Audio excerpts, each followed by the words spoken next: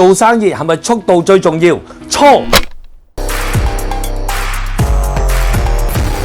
其實做生意咧，方向比速度更加重要。如果你嘅方向本身都係錯嘅話咧，咁你個速度就算跑幾快咧，都係去咗一個錯誤嘅地方嘅。其實法國咧有個富翁咧，佢話人生做生意好多時候都係錯誤喺3個地方。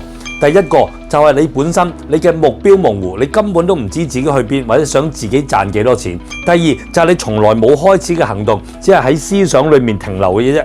而第三咧就係癮啦，每一個人咧都會有一條癮嘅，可能我哋揾錢咧就係為咗滿足呢一條癮，但係呢一條癮咧亦都會影響住我哋嘅揾錢喎。咁究竟喺生意嘅層面裏面，方向重要啊，定係速度重要？一定係方向重要，但係你一定要撇除自己，你要戒甩你自己某一啲影響你嘅人，目標一定要清晰，同埋要有好高嘅行動力。